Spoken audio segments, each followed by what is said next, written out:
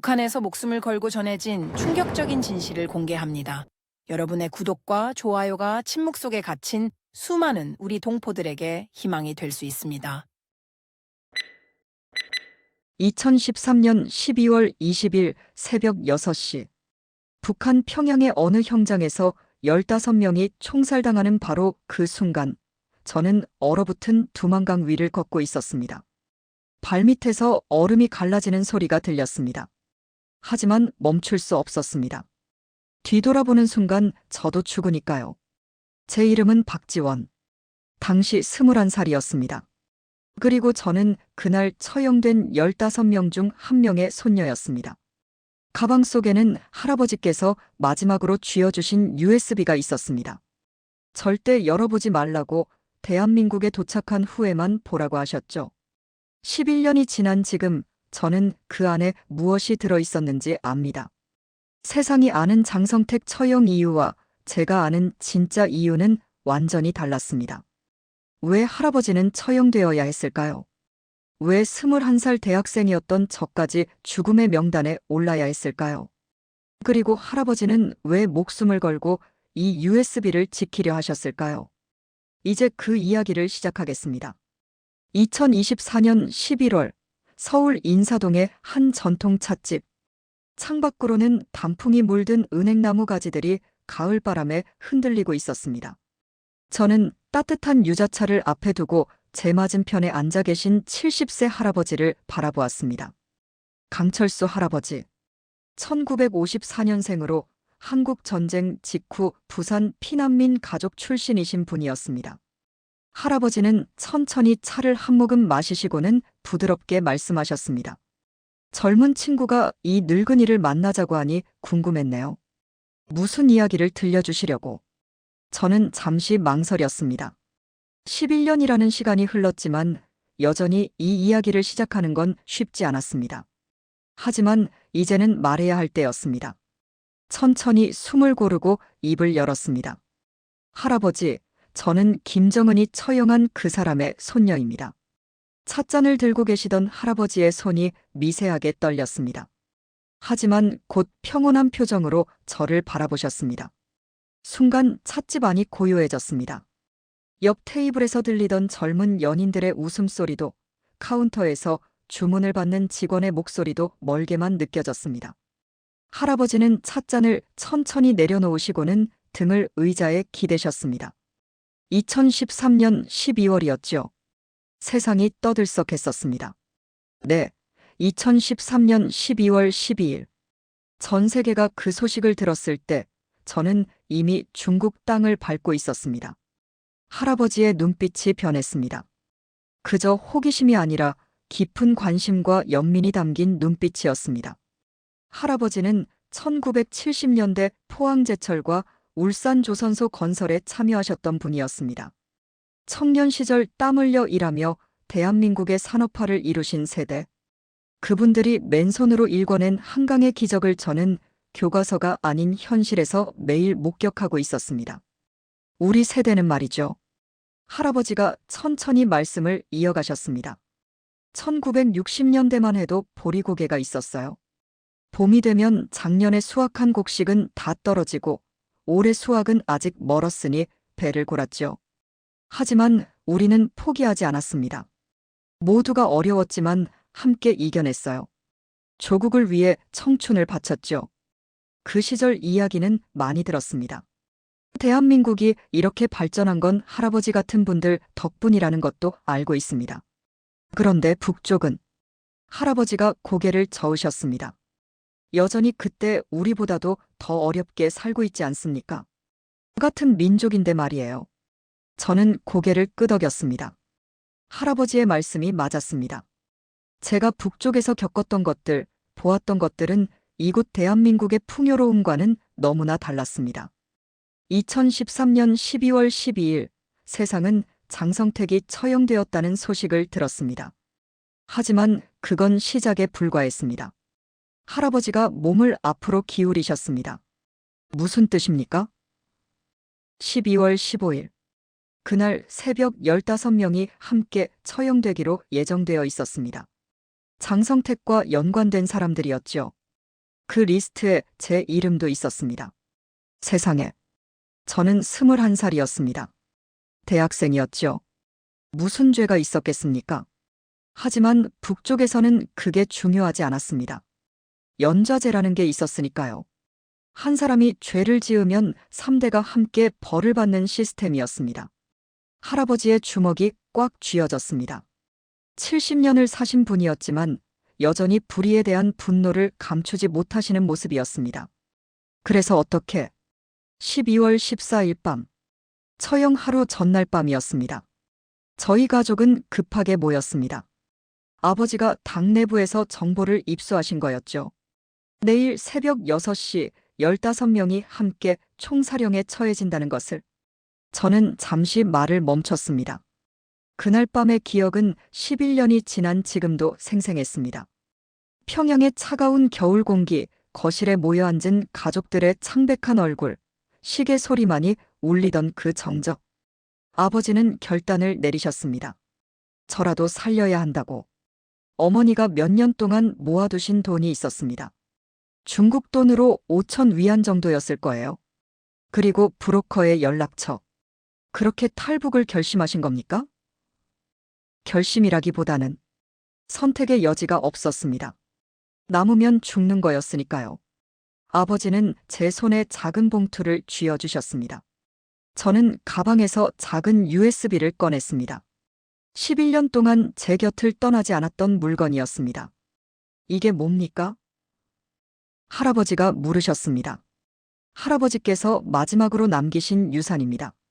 제 친할아버지 말이에요. 장성택의 아버지. 아니요, 저는 장성택의 직계 손녀가 아닙니다. 하지만 저희 할아버지는 장성택과 함께 일하셨던 분이었습니다. 당의 고위 간부셨죠. 할아버지가 고개를 끄덕이셨습니다. 할아버지는 2013년 10월에 제게 이걸 주시면서 말씀하셨습니다. 만약 무슨 일이 생기면 이걸 가지고 남쪽으로 가라고. 그리고 반드시 대한민국에 도착한 후에만 열어보라고. 안에 뭐가 들어 있습니까? 진실입니다. 왜 장성택이 처형되었는지 세상이 아는 이유와 제가 아는 진짜 이유는 완전히 다릅니다. 창밖에 은행나무 잎이 하나 떨어졌습니다. 노란 잎이 천천히 바닥으로 내려앉는 모습을 보면서 저는 생각했습니다. 11년 전 그날도 이렇게 겨울이 다가오고 있었다는 것을. 하지만 저에게는 계절의 변화조차 느낄 여유가 없었습니다. 오직 살아남아야 한다는 생각뿐이었으니까요. 2013년 12월 15일 새벽 2시. 저는 집을 나섰습니다. 어머니가 준비해 주신 작은 배낭 하나와 이 USB 그리고 돈 몇 푼이 전부였습니다. 뒤돌아보니 어머니가 창가에 서 계셨습니다. 손을 흔드시는 게 아니라 그냥 서 계시기만 했습니다. 울음을 참으시는 게 느껴졌습니다. 부모님은 어떻게 되셨습니까? 저는 고개를 숙였습니다. 이 질문은 11년 동안 수없이 받았지만 여전히 답하기 어려운 질문이었습니다. 모릅니다. 제가 탈북한 후 소식을 들을 방법이 없었습니다. 2014년 대한민국에 도착한 후에도 북쪽 가족들에 대해서는 아무것도 알 수 없었습니다. 다만 2015년 한 탈북자를 통해 들은 이야기가 있습니다. 2014년 초에 저희 아버지가 지방으로 발령났다고. 그게 좋은 소식인지 나쁜 소식인지는 알 수 없었습니다. 지방 발령이 진짜 발령일 수도 있고 아니면 할아버지가 제 손을 가만히 잡아주셨습니다. 따뜻한 손이었습니다. 70년을 사시면서 수많은 어려움을 겪으셨을 그 손에서 위로가 전해졌습니다. 우리도 전쟁 때 비슷한 경험을 했습니다. 피난길에 가족과 헤어진 사람들이 얼마나 많았는지 모릅니다. 지금도 이산 가족 상봉을 기다리는 분들이 계시죠? 네, 압니다. 하지만 당신은 살아남았습니다. 그게 중요합니다. 부모님도 분명 그걸 바라셨을 겁니다. 저는 고개를 끄덕였습니다. 할아버지의 말씀이 맞았습니다. 아버지는 마지막 순간에 제게 말씀하셨습니다. 살아남는 것이 최고의 효도라고. 그래서 이제 이야기하려고 합니다. 11년 동안 숨겨왔던 진실을. 할아버지께서 목숨 걸고 지키려 했던 이야기를 강철수 할아버지가 등을 의자에 기대시며 말씀하셨습니다. 처음부터 천천히 들려주시겠습니까? 어떻게 그곳에서 자라셨는지, 무슨 일이 있었는지. 네. 그러려면 제 어린 시절부터 이야기해야 할 것 같습니다. 할아버지가 찻잔을 다시 채우시며 고개를 끄덕이셨습니다. 저는 깊은 숨을 들이마셨습니다. 이제 시작입니다. 1992년 평양에서 태어난 한 소녀의 이야기. 특권과 공포, 선택과 희생의 이야기를 시작해야 할 때였습니다. 저는 1992년 평양에서 태어났습니다. 평양 중구역, 그곳의 고급 아파트 단지에서요. 할아버지가 찻잔을 내려놓으시며 물으셨습니다. 고급 아파트라니 북쪽에도 그런 게 있습니까? 네. 물론 여기 서울의 아파트와는 비교할 수 없겠지만 북쪽 기준으로는 최고급이었습니다. 20층짜리 건물이었는데 저희는 15층에 살았습니다. 3개의 방과 거실, 주방이 있는 집이었죠. 가족은 어떻게 되십니까? 아버지는 당 간부셨습니다. 정확히는 노동당 조직 지도부에서 일하셨죠. 어머니는 의사셨고요. 평양의료대학을 나오셨습니다. 그리고 할아버지, 제 친할아버지께서는 더 높은 위치에 계셨습니다. 할아버지가 고개를 끄덕이셨습니다. 그럼 소위 말하는 특권층이셨군요. 네, 그렇습니다. 부끄럽지만 인정할 수밖에 없습니다. 1990년대 중반 북쪽에서는 고난의 행군이라는 시기가 있었습니다. 할아버지께서도 들어보셨을 겁니다. 그럼요. 수십만 명이 굶어 죽었다는. 맞습니다. 1995년부터 1998년까지. 공식적으로는 자연재해 때문이라고 했지만 실제로는 배급 시스템이 완전히 무너진 거였습니다.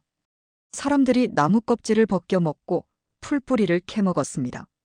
저는 잠시 말을 멈췄습니다. 그 기억들이 떠올랐습니다. 하지만 저희 집에는 24시간 전기가 들어왔습니다. 평양의 대부분 지역이 하루에 서너 시간만 전기가 들어올 때도 저희 아파트 단지는 항상 불이 켜져 있었습니다. 다른 사람들은 굶주리는데. 네. 저희 집 식탁에는 쌀밥이 있었습니다. 흰 쌀밥이요. 그리고 중국에서 들여온 과자들도 있었습니다. 제가 5살 때 기억이 납니다. 어느 날 아버지가 초콜릿을 사오셨어요. 중국산 초콜릿이었습니다. 그걸 먹으면서 뭘 느꼈습니까? 처음엔 아무 생각이 없었습니다. 어린아이였으니까요. 하지만 7살 때쯤이었을 겁니다. 학교에 가는 길에 한 아이를 봤습니다. 저는 그날의 장면을 떠올렸습니다. 11월의 차가운 아침이었습니다. 그 아이는 길가에 쭈그리고 앉아서 풀을 뜯고 있었습니다. 먹으려고요. 옷은 너덜너덜했고 얼굴은 뼈만 앙상했습니다. 제 또래였을 거예요. 저는 그때 손에 비스킷을 들고 있었습니다. 중국산 비스킷이었죠. 그 아이에게 주셨습니까? 아니요. 주지 못했습니다. 우리 운전기사 아저씨가 제 손을 잡아당기면서 빨리 가자고 했거든요. 그리고 말씀하셨습니다. 저런 아이들한테 음식을 주면 안 된다고. 더 많은 아이들이 모여든다고. 할아버지의 표정이 어두워졌습니다. 그날 밤 잠을 잘 수 없었습니다. 계속 그 아이 얼굴이 떠올랐어요. 왜 저는 비스킷을 먹는데 그 아이는 풀을 먹어야 하는지 이해할 수 없었습니다. 부모님께 여쭤보진 않으셨습니까? 여쭤봤습니다. 어머니는 한참을 말씀이 없으시다가 이렇게 말씀하셨어요. 세상은 원래 불공평하다고. 하지만 우리는 나라를 위해 일하는 가족이니 당에서 보살펴 주시는 거라고. 그 말이 납득이 되셨습니까? 아니요. 7살 아이에게도 납득되지 않았습니다. 하지만 받아들일 수밖에 없었죠. 그게 우리가 사는 세상이었으니까요. 저는 찻잔을 들어 한 모금 마셨습니다. 따뜻한 유자차가 목을 타고 내려갔습니다. 2000년에 저는 만경대형명학원에 입학했습니다. 만경대형명학원이요? 네. 특권층 자녀들만 다니는 학교였습니다. 혁명 열사와 고위 간부들의 자녀들이 다니는 곳이었죠. 평양에서도 가장 좋은 학교 중 하나였습니다. 어땠습니까? 좋았습니다. 솔직히 말씀드리면 너무 좋았어요. 다른 학교들은 난방도 제대로 안 되고 책상도 부족하다는데 우리 학교는 깨끗했습니다. 겨울에도 따뜻했고 점심 급식도 나왔습니다. 다른 학교 아이들이 옥수수죽을 먹을 때 우리는 쌀밥을 먹었습니다. 할아버지가 고개를 저으셨습니다. 하지만 그렇게 자라면서 점점 이상하다는 생각이 들었습니다. 수업 시간에 배우는 내용과 제가 보는 현실이 너무 달랐거든요. 어떤 점에서요? 수업 시간에는 우리 공화국이 지상낙원이라고 배웠습니다. 우리 인민들이 세상에서 가장 행복하다고. 하지만 학교 오가는 길에 보는 사람들은 행복해 보이지 않았습니다. 길거리에는 여전히 굶주린 아이들이 있었고 사람들 얼굴은 피곤해 보였습니다. 의문을 품기 시작한 거군요. 네. 하지만 함부로 말할 수는 없었습니다. 북쪽에는 상호 비판이라는 게 있었거든요. 친구들끼리도 서로를 고발하는 시스템이었습니다. 누군가 수령님이나 당을 비판하는 말을 하면 즉시 신고해야 했습니다. 무서운 곳이었군요.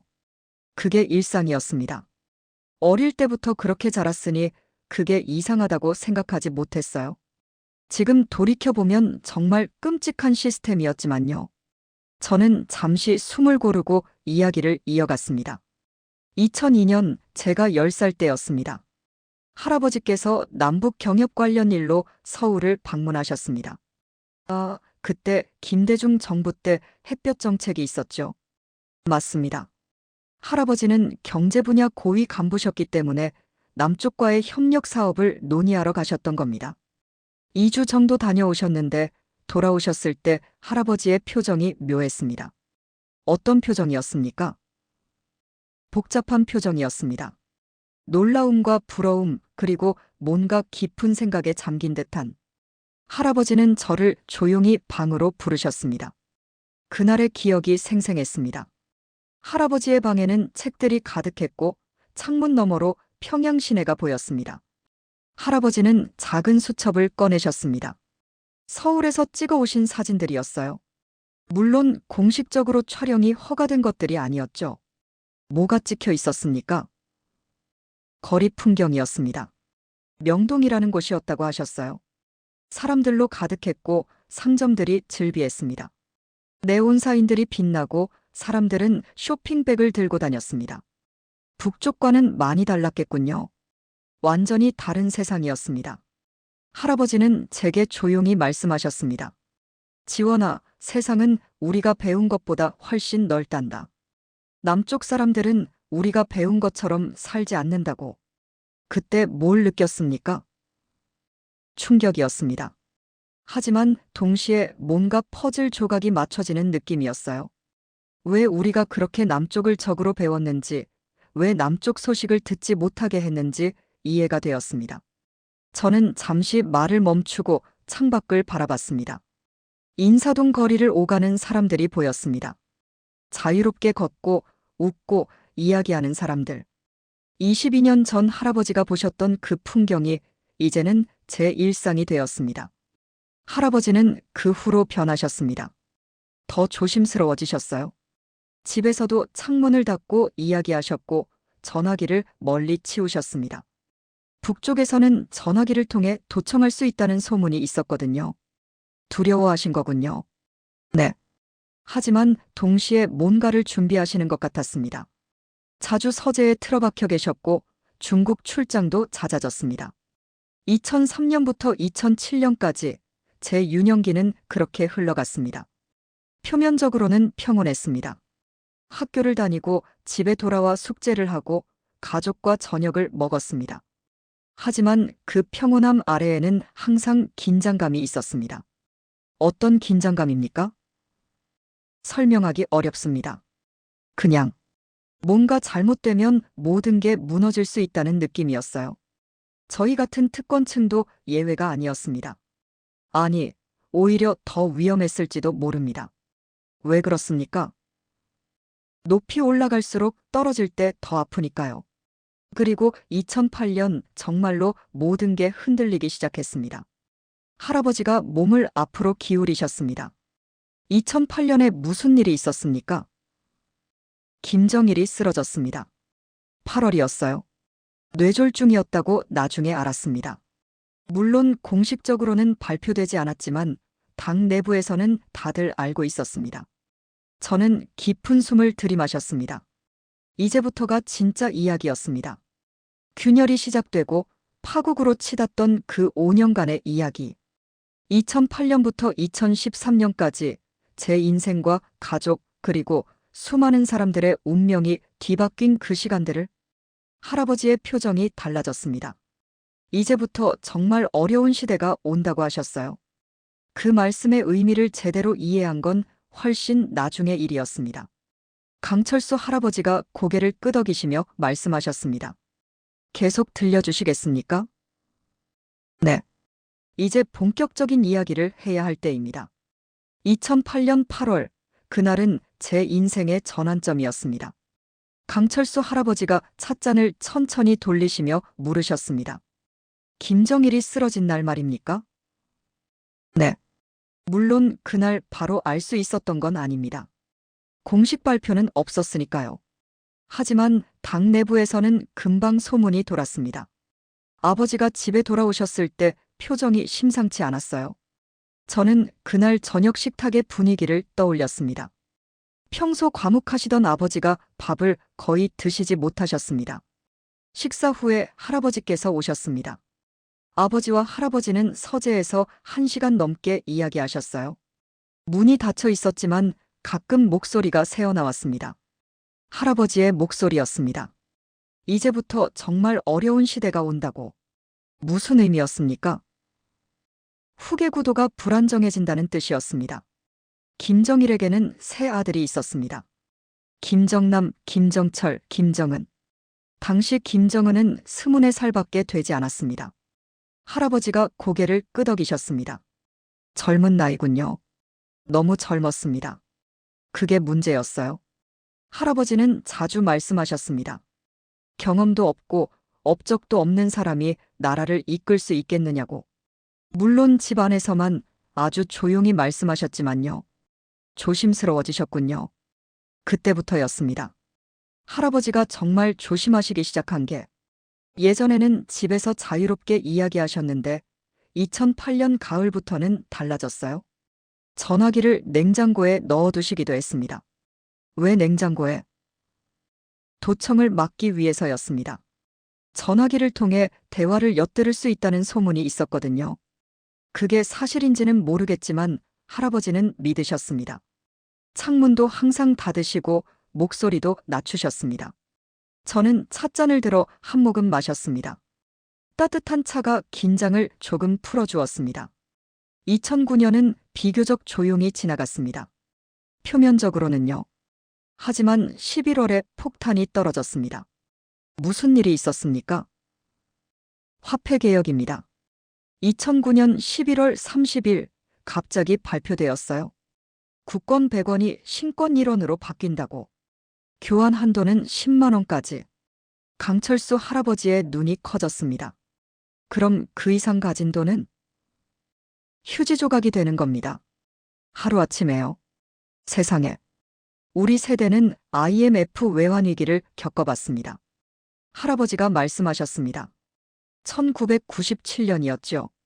많은 사람들이 직장을 잃고 어려움을 겪었습니다. 하지만 그래도 돈의 가치는 유지되었어요.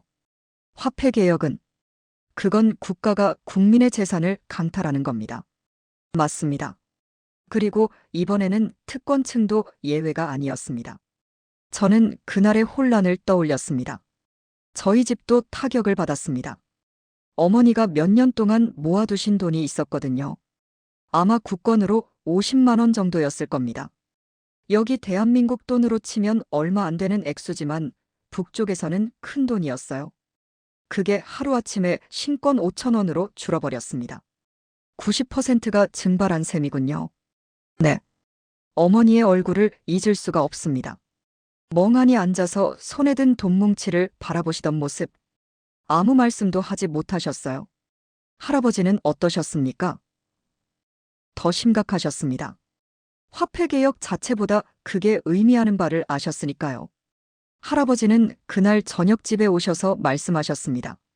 이제 시작이라고. 앞으로 더 큰 변화가 올 거라고. 저는 잠시 숨을 고르고 이야기를 이어갔습니다. 2010년 9월 28일. 그날을 기억합니다. 김정은이 공식적으로 후계자로 발표된 날이었습니다. 노동당 대표자회에서였어요. 어떤 분위기였습니까? 겉으로는 축제 분위기였습니다. 학교에서도 특별 행사가 있었고 거리에는 현수막이 걸렸습니다. 하지만 집에 돌아와 할아버지의 표정을 보는 순간 알았습니다. 뭘 하셨습니까? 이게 끝의 시작이라는 걸요. 할아버지는 소파에 앉아 멍하니 창밖을 바라보고 계셨습니다. 평양 시내에 불빛이 보였지만 할아버지의 눈에는 아무것도 들어오지 않는 것 같았어요. 그날 밤 할아버지께서 저를 부르셨습니다. 제 손을 잡으시고는 한참을 아무 말씀도 하지 않으셨어요. 그러다가 작은 목소리로 말씀하셨습니다. 지원아, 앞으로 세상이 많이 달라질 거다. 할아버지가 너를 지켜주고 싶지만 할아버지도 어떻게 될지 모른다고. 무서우셨겠습니다. 그때는 정확히 이해하지 못했습니다. 18살이었으니까요. 하지만 할아버지의 떨리는 손을 느낄 수 있었습니다. 평생 강인하셨던 할아버지가 두려워하고 계신다는 걸 알았습니다. 저는 창밖을 바라봤습니다. 인사동 거리에는 평화로운 오후 풍경이 펼쳐져 있었습니다. 14년 전 평양과는 너무나 다른 세상이었습니다. 2011년이 밝았습니다. 제 대학 입학 준비를 하던 해였어요. 김일성 종합대학에 지원했습니다. 명문대학이죠? 북쪽에서는 최고의 대학입니다. 저는 외국어 문학부에 합격했어요. 영어를 전공하기로 했습니다. 영어요? 네. 할아버지가 권하셨습니다. 외국어를 배워두면 언젠가 도움이 될 거라고. 그때는 무슨 의미인지 몰랐지만 지금 생각해보면 할아버지가 고개를 끄덕이셨습니다. 준비를 하고 계셨던 거군요. 그런 것 같습니다. 2011년 내내 할아버지는 변하셨어요.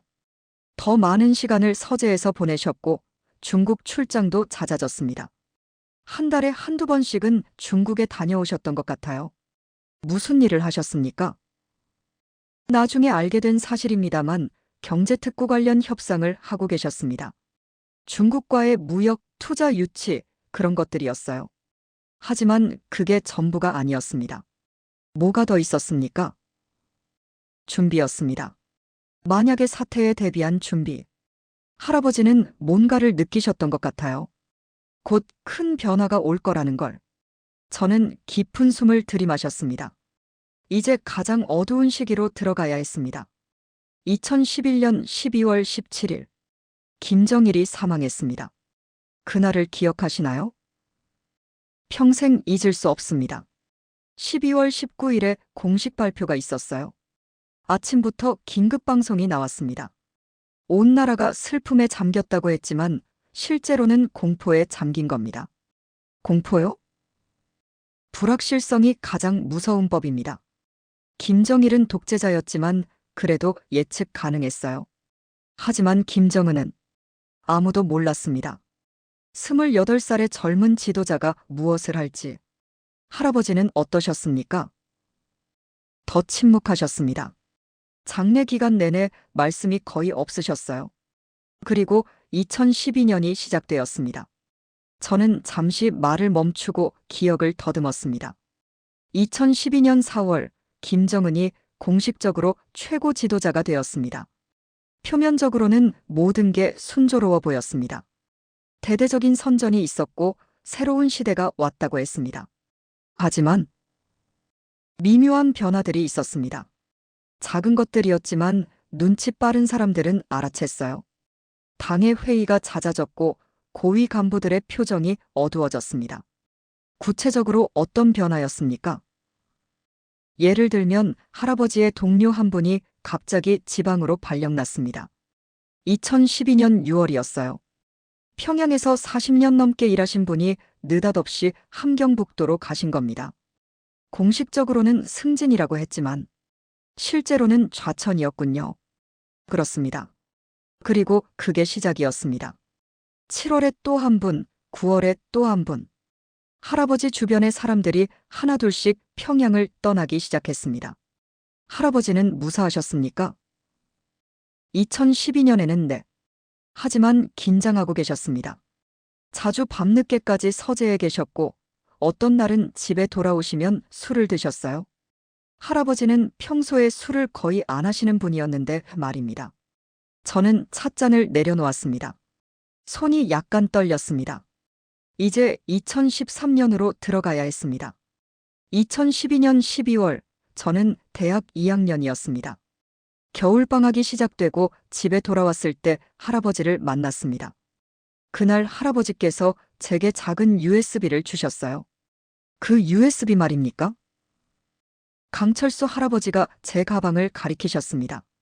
네, 바로 이겁니다. 할아버지는 이걸 제 손에 쥐어주시면서 말씀하셨습니다. 절대 잃어버리지 말라고. 그리고 만약 무슨 일이 생기면 이걸 가지고 남쪽으로 가라고. 그때 뭘 느끼셨습니까? 두려웠습니다. 할아버지의 눈빛이 너무 진지하셨거든요. 이게 단순한 당부가 아니라 유언처럼 느껴졌습니다.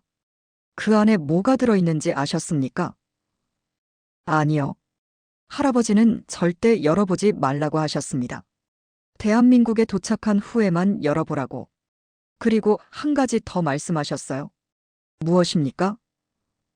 이게 할아버지의 마지막 작품이라고. 할아버지가 평생 믿어왔던 것들, 꿈꿔왔던 것들이 담겨 있다고 하셨습니다. 강철수 할아버지가 깊은 한숨을 쉬셨습니다. 무거운 짐을 지우신 거군요. 그렇습니다. 하지만 이해했습니다. 할아버지는 저를 사랑하셨고 제가 살아남기를 바라셨습니다. 그리고 할아버지의 뜻이 사라지지 않기를 원하셨어요. 2013년이 밝았습니다. 그 해는 제 인생에서 가장 길고 가장 짧은 해였습니다. 2013년 1월은 평온했습니다. 거짓된 평온이었지만요. 강철수 할아버지가 고개를 가로저으셨습니다. 폭풍 전의 고요라는 말이 있죠. 정확한 표현입니다. 1월과 2월, 저는 대학에서 수업을 듣고 도서관에서 공부했습니다. 평범한 대학생의 일상이었어요. 하지만 3월이 되면서 분위기가 변하기 시작했습니다. 어떻게 변했습니까? 할아버지의 동료 한 분이 사라지셨습니다. 공식적으로는 해외 출장이라고 했어요. 러시아에 경제 시차를 간다고. 하지만 출장 예정일이 지나도 돌아오지 않으셨습니다. 실종된 겁니까? 그렇습니다. 한 달이 지나도 소식이 없었어요. 가족들이 알아보려 했지만 당에서는 아무 대답도 해주지 않았습니다. 그냥 기다리라고만 했습니다. 저는 그때의 불안감을 떠올렸습니다. 할아버지는 그 소식을 듣고 표정이 굳으셨습니다. 그날 저녁 집에 오셔서 아버지와 오래 이야기하셨어요. 문이 닫혀 있었지만 심각한 대화라는 건 알 수 있었습니다. 그 다음은요? 4월에 또 한 분이 사라지셨습니다. 이번에는 지방 발령이라고 했어요. 양강도로 간다고. 하지만 이상했습니다. 그분은 60대 후반이셨거든요. 은퇴를 앞둔 분이 갑자기 산골로 발령을 받는다는 게 말이 안 됐습니다. 패턴이 보이기 시작한 거군요. 네. 그리고 5월 세 분이 동시에 사라지셨습니다. 모두 할아버지와 함께 일하시던 분들이었어요. 경제부문 고위 간부들이었습니다. 저는 찻잔을 들었지만 마시지는 않았습니다. 손에 쥐고만 있었습니다. 할아버지는 그때부터 변하셨습니다. 눈에 띄게요. 식사를 제대로 하지 못하셨고 밤에 잠도 잘 못 주무셨습니다. 한 달 만에 체중이 5kg 정도 빠지신 것 같았어요. 공포를 느끼신 거군요. 그렇습니다. 하지만 무엇보다 답답해하셨습니다. 왜 이런 일이 벌어지는지, 누가 다음 타깃인지 알 수 없었으니까요. 그냥 기다려야만 했습니다. 6월에는 어땠습니까? 더 심해졌습니다. 거의 매주 누군가가 사라졌어요. 해외 출장, 지방 발령, 건강 문제로 요양. 온갖 이유가 있었지만 결국 같은 의미였습니다. 그 사람들을 다시는 볼 수 없다는 것. 저는 잠시 눈을 감았습니다. 그 시절의 공포가 되살아났습니다. 7월이 되었을 때 할아버지는 20kg 가까이 빠지셨습니다. 옷이 헐렁해지고 얼굴에는 주름이 깊게 팼습니다. 손도 떨리기 시작하셨어요. 스트레스 때문이었겠군요. 네. 어느 날 저녁 할아버지께서 저를 조용히 부르셨습니다. 다른 가족들이 없을 때였어요. 할아버지는 작은 봉투를 꺼내셨습니다. 뭐가 들어 있었습니까? 중국 돈이었습니다. 위안화로 3,000위안 정도. 여기 대한민국 돈으로 치면 60만 원 정도였을 겁니다. 그리고 작은 종이 한 장. 거기에는 중국 연길의 주소와 전화번호가 적혀 있었어요. 탈북 준비를 시키신 겁니까? 그렇습니다. 할아버지는 제 손을 꽉 잡으시고 말씀하셨습니다. 만약 할아버지에게 무슨 일이 생기면 망설이지 말고 이 주소로 가라고.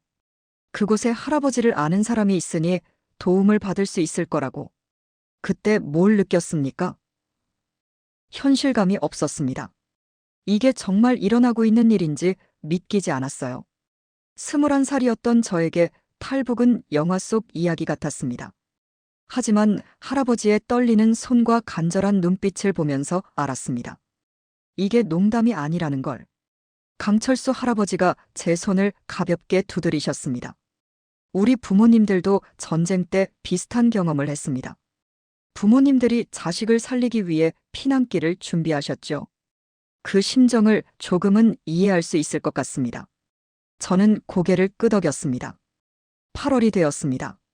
여름이었지만 집안 분위기는 얼어붙었어요. 할아버지는 거의 매일 집에 오셨습니다. 예전에는 일주일에 한두 번 오셨는데 8월부터는 거의 매일이었어요. 가족들과 시간을 보내고 싶으셨던 거군요. 그렇습니다. 시간이 얼마 남지 않았다는 걸 아셨던 것 같아요. 할아버지는 저에게 많은 이야기를 해주셨습니다. 어린 시절 이야기, 청년 시절 이야기, 어떻게 당에 입당하게 되었는지, 처음 평양에 왔을 때의 감동. 좋은 추억들이었겠군요. 네. 하지만 동시에 슬펐습니다. 마치 유언처럼 들렸거든요. 할아버지는 자신의 인생을 정리하고 계셨습니다. 9월에는 무슨 일이 있었습니까? 집 주변에 낯선 사람들이 나타나기 시작했습니다. 평양에서는 보안원들이 항상 있었지만 9월부터는 달랐어요. 우리 집 앞에 계속 서 있는 사람들이 있었습니다. 감시를 받으신 겁니까? 그렇습니다. 처음에는 확신할 수 없었어요. 하지만 점점 명확해졌습니다. 아버지가 출근하실 때도, 어머니가 병원에 가실 때도, 제가 학교에 갈 때도 항상 누군가가 따라왔습니다. 저는 손으로 이마를 짚었습니다. 그 기억이 생생했습니다. 9월 말 할아버지께서 평소보다 늦은 시간에 오셨습니다. 밤 11시쯤이었을 거예요. 얼굴이 창백하셨고 옷이 약간 젖어 있었습니다. 비가 오지도 않았는데 말입니다. 무슨 일이 있었습니까? 할아버지는 아무 말씀도 하지 않으셨습니다. 그냥 소파에 앉아서 한참을 가만히 계셨어요. 어머니가 차를 드리러 왔을 때도 거절하셨습니다. 그리고 1시간쯤 지나서 일어나셨습니다. 그리고 제 방으로 오셨습니다. 문을 닫으시고는 제 침대에 앉으셨어요. 그리고 제 손을 잡으셨습니다. 할아버지의 손은 차가웠고 떨리고 있었습니다. 저는 목이 메는 것을 느꼈습니다. 14년 전 그날 밤의 기억이 너무나 선명했습니다. 할아버지께서 말씀하셨습니다. 지원아, 할아버지를 용서해다오. 할아버지가 너를 이런 위험에 빠뜨렸구나. 하지만 할아버지는 옳은 일을 하려고 했을 뿐이란다. 무슨 옳은 일이었습니까? 그때는 정확히 이해하지 못했습니다. 하지만 할아버지는 계속 말씀하셨어요. 이 나라가 변해야 한다고. 인민들이 제대로 된 삶을 살아야 한다고. 그게 할아버지의 꿈이었다고. 개혁을 꿈꾸셨던 거군요. 그렇습니다. 나중에 알게 된 사실입니다만 할아버지는 중국과 비밀리에 경제특구 협상을 진행하고 계셨습니다. 그리고 더 나아가 미국 측과도 비공식적인 접촉을 시도하셨어요. 강철수 할아버지가 놀란 표정을 지으셨습니다. 미국과요. 그건 엄청난 일이었겠습니다. 체제에 대한 배신으로 간주될 수 있는 일이었습니다. 하지만 할아버지는 그게 나라를 살리는 길이라고 믿으셨어요. 점진적으로 개방하고 경제를 발전시키고 인민들의 삶을 개선하는 것. 하지만 김정은은 달리 생각했군요. 네. 김정은에게는 개혁보다 체제 유지가 중요했습니다. 권력을 공고히 하는 게 우선이었어요. 그리고 할아버지 같은 사람들은 위협이었습니다. 저는 깊은 숨을 들이마셨습니다. 10월이 왔습니다. 그달은 제 인생에서 가장 긴 달이었습니다. 매일이 불안했어요. 할아버지는 거의 매일 오셨지만 점점 말씀이 줄어드셨습니다. 10월 15일 할아버지께서 마지막으로 오셨습니다. 마지막이라는 걸 어떻게 아셨습니까? 할아버지의 눈빛으로 알 수 있었습니다. 그날 할아버지는 평소와 달리 정장을 입고 오셨어요. 깔끔하게 면도를 하시고 머리도 단정히 빗으셨습니다. 마치 중요한 약속이라도 있는 것처럼 가족들과 저녁을 함께 하셨습니다. 평소처럼 말씀은 많지 않으셨지만 우리 각자를 오래 바라보셨어요. 어머니의 손을 잡아주시고 아버지의 어깨를 두드려 주시고 저를 꼭 안아주셨습니다. 식사 후에 할아버지는 다시 제 방으로 오셨습니다. 그리고 제 손에 뭔가를 쥐어주셨어요. USB였습니까? 아니요.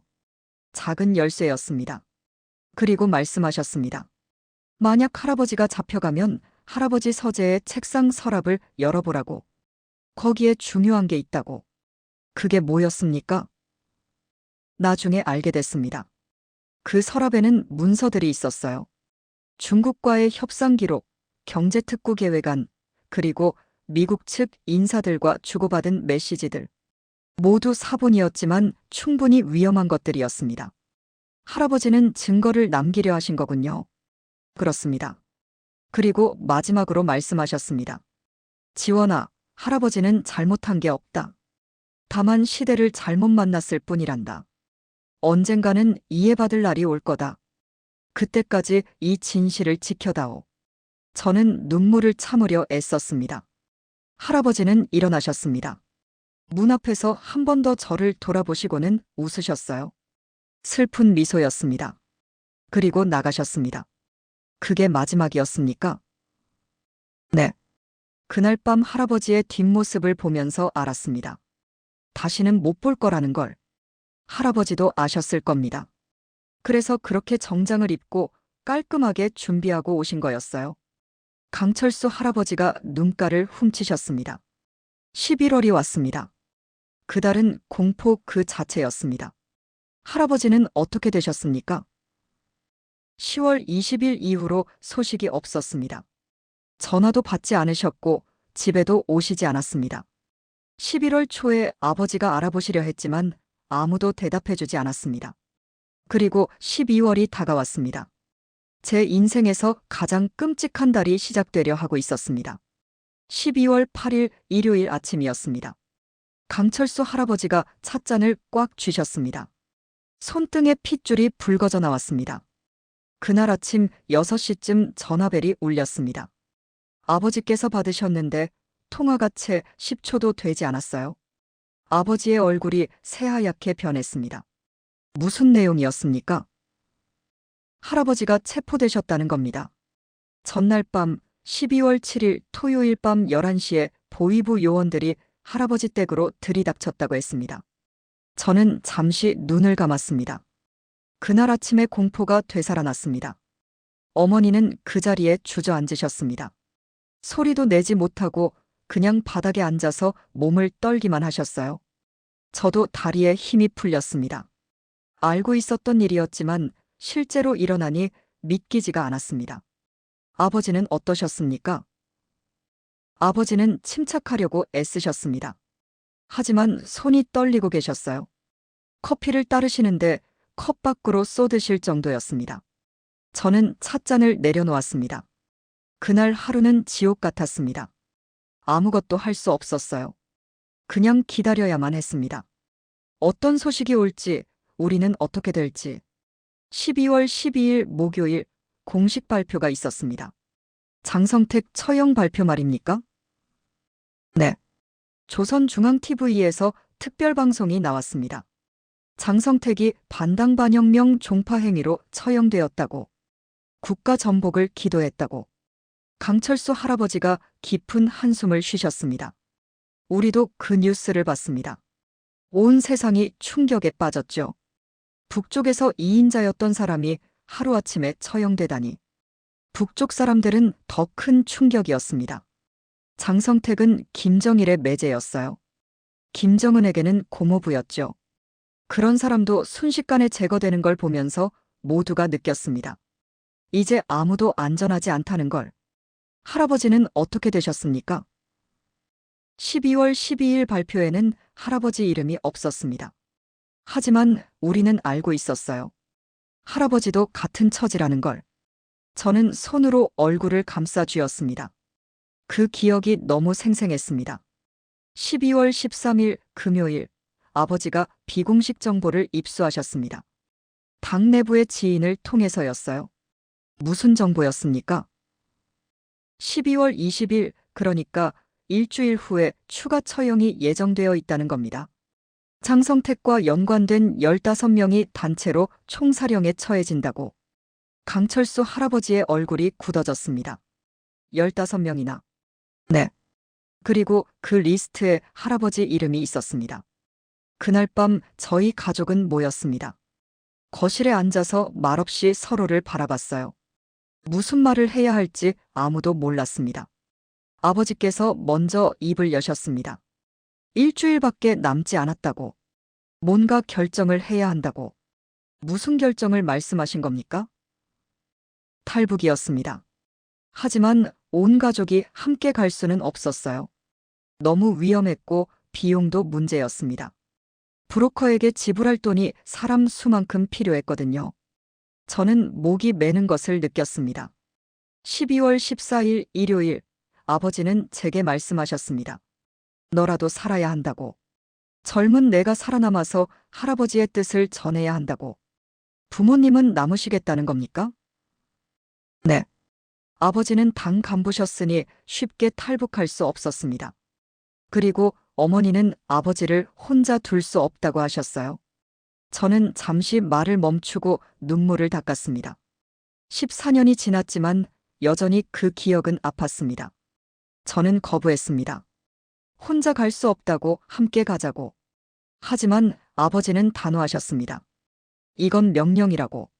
아버지의 명령이자 할아버지의 유언이라고. 할아버지의 유언이요? 네. 할아버지께서 10월에 아버지에게 말씀하셨다고 합니다. 만약 자신에게 무슨 일이 생기면 지원이를 꼭 남쪽으로 보내라고. USB와 함께요. 강철수 할아버지가 고개를 끄덕이셨습니다. 준비하고 계셨던 거군요. 그렇습니다. 할아버지는 이미 모든 걸 예상하고 계셨어요. 그래서 미리 중국 연길에 연락처를 주신 거였고 돈도 준비해 두신 거였습니다. 12월 15일 월요일, 어머니는 하루 종일 짐을 싸셨습니다. 뭘 싸셨습니까? 작은 배낭 하나였습니다. 옷 몇 벌, 양말, 속옷, 그리고 약간의 음식. 중국 돈 3천 위안은 할아버지께서 주신 거였고 어머니는 추가로 2천 위안을 더 넣으셨어요. 몇 년 동안 모아두신 돈이었습니다. 그리고 사진 한 장. 가족 사진이었습니다. 2010년에 찍은 거였어요. 할아버지, 아버지, 어머니, 그리고 저. 4명이 함께 웃고 있는 사진. 저는 지갑에서 낡은 사진 한 장을 꺼냈습니다. 14년 동안 늘 가지고 다녔던 사진이었습니다. 모서리가 해져 있었고 색이 발해 있었습니다. 이 사진입니다. 제가 가진 유일한 가족 사진이에요. 강철수 할아버지가 사진을 조심스럽게 받아보셨습니다. 한참을 들여다보시다가 천천히 돌려주셨습니다. 12월 16일 화요일, 새로운 정보가 들어왔습니다. 무슨 정보였습니까? 15명의 리스트가 확정되었다는 겁니다. 그리고 그중 3명이 가족도 함께 처벌받는다고 했습니다. 연좌제 말입니까? 네. 3명 중 1명이 저희 할아버지였습니다. 그 말은 저도 위험하다는 뜻이었어요. 12월 18일 목요일, 결정적인 정보가 왔습니다. 처형은 12월 20일 새벽 6시에 집행될 거라고. 그리고 전날인 19일 밤부터 관련자들을 체포하기 시작할 거라고. 시간이 없었군요. 하루밖에 남지 않았습니다. 12월 19일 금요일 저녁까지 평양을 벗어나지 못하면 끝이었어요. 저는 깊은 숨을 들이마셨습니다. 12월 19일 금요일 아침, 저는 평소처럼 학교에 갔습니다. 마지막이 될 수도 있는 등교였지만 내색할 수 없었어요. 평범한 하루처럼 행동해야 했습니다. 무서우셨겠습니다. 너무 무서웠습니다. 수업 시간 내내 손이 떨렸어요. 선생님이 질문하실 때마다 심장이 터질 것 같았습니다. 혹시 알고 있는 건 아닌지, 보위부에서 연락이 온 건 아닌지. 하지만 하루는 평온하게 지나갔습니다. 오후 4시에 수업이 끝났고 저는 집으로 돌아왔습니다. 집에는 아버지와 어머니가 계셨습니다. 아버지는 일찍 퇴근하신 거였어요. 평소 같으면 저녁 7시나 8시에 들어오시는데 그날은 5시에 오셨습니다. 마지막 시간을 함께 보내시려 한 거군요. 네. 저녁 식사는 어머니가 특별히 준비하셨습니다. 쌀밥에 고기 반찬, 그리고 김치.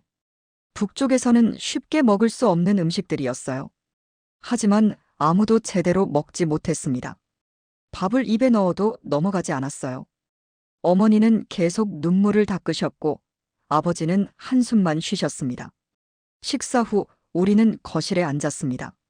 시계를 보니 6시 반이었어요. 아버지께서 말씀하셨습니다. 11시에 출발한다고. 브로커가 자정에 만나자고 했다고. 평양 외곽의 한 지점이었습니다.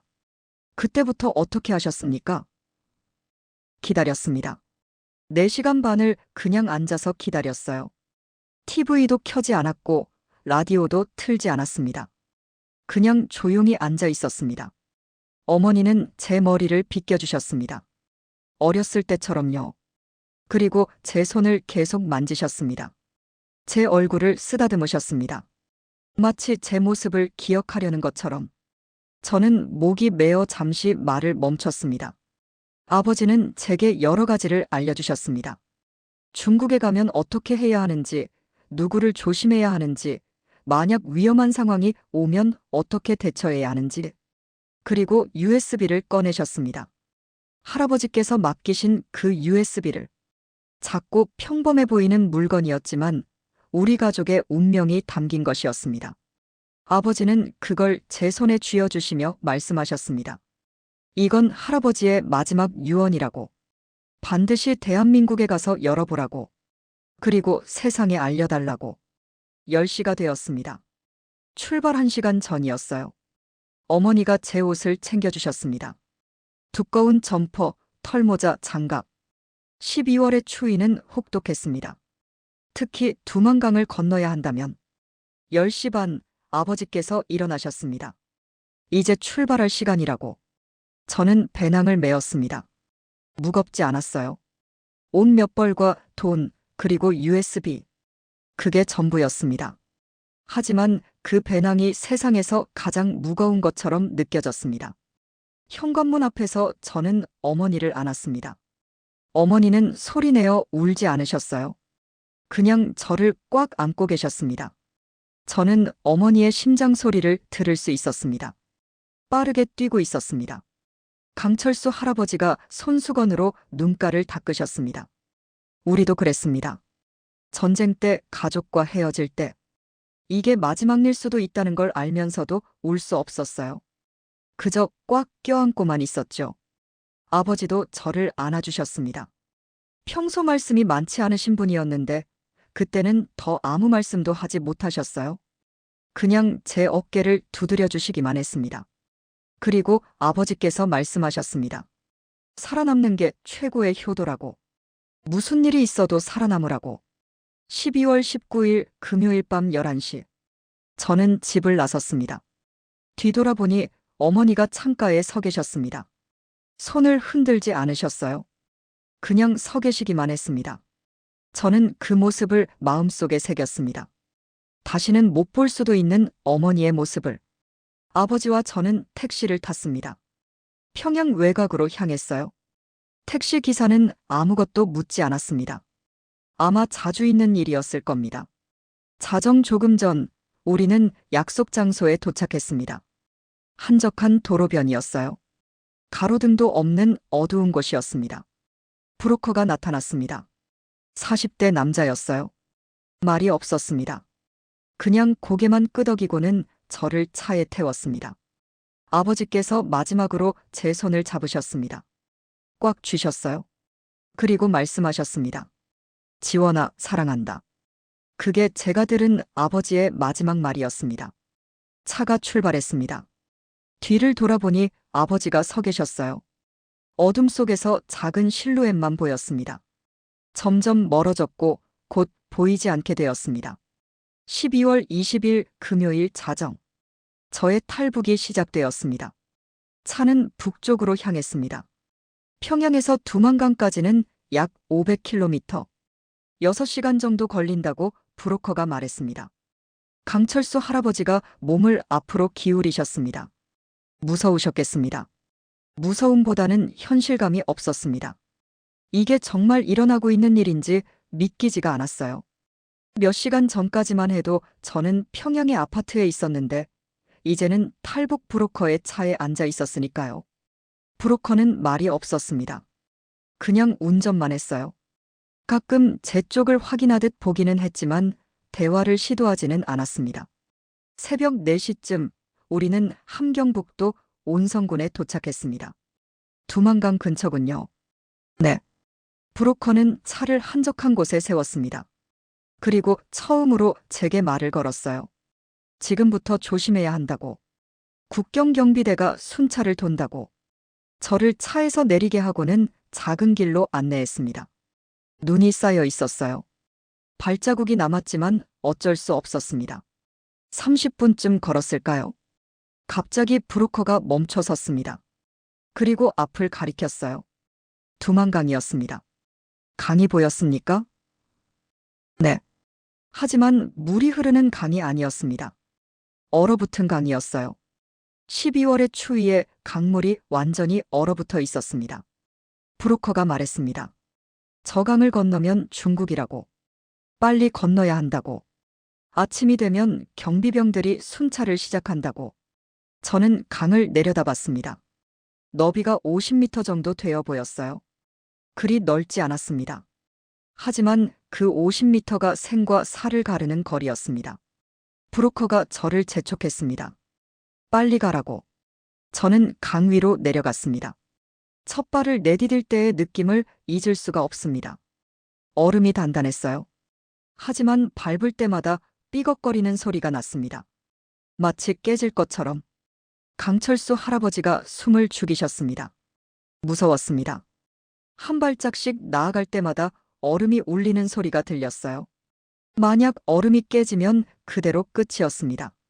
12월에 강물에 빠지면 살아날 수 없으니까요. 중간쯤 왔을 때였습니다. 갑자기 큰 소리가 들렸어요. 꽝 하는 소리.